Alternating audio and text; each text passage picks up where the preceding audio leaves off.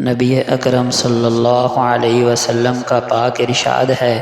یقیناً صدقہ رب تعالیٰ کے غضب کو ٹھنڈا کرتا ہے اور بری موت کو دفع کرتا ہے۔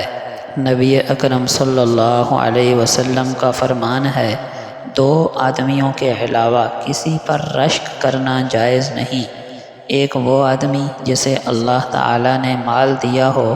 اور وہ حق اور نیکی کی راہ میں اسے خرچ کرنے پر تلا رہتا ہو، یعنی ہر نیکی کے کام میں خرچ کرتا ہو، اور دوسرا وہ شخص جسے اللہ تعالیٰ نے علم و حکمت کی دولت سے نوازا ہو اور وہ اس کے مطابق فیصلے دیتا اور لوگوں کو اس کی تعلیم دیتا ہو۔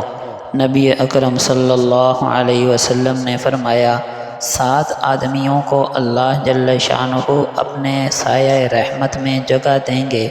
جبکہ اور کہیں کوئی سایہ نہیں ہوگا۔ عدل و انصاف کرنے والا حکمران، وہ جوان جس کی جوانی عبادت الہی میں گزری ہو،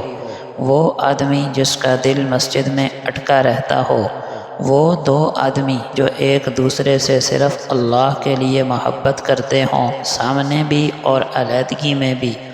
اور وہ آدمی جسے کسی اونچے خاندان کی خوبصورت عورت نے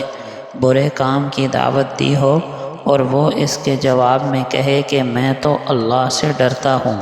اور وہ شخص جس نے کوئی صدقہ اتنا چھپا کر دیا ہو کہ دائیں ہاتھ نے جو دیا اس کی بائیں ہاتھ کو بھی خبر نہ ہو، اور وہ آدمی جس نے اپنی جگہ تنہائی میں اللہ کو یاد کیا ہو اور اس کی آنکھوں میں آنسو بھر آئے ہوں۔ آپ صلی اللہ علیہ وسلم کا پاک ارشاد ہے، اوپر کا ہاتھ نیچے کے ہاتھ سے بہتر ہے۔ اوپر کے ہاتھ سے مراد ہے دینے والا اور نیچے کے ہاتھ سے مراد ہے لینے والا۔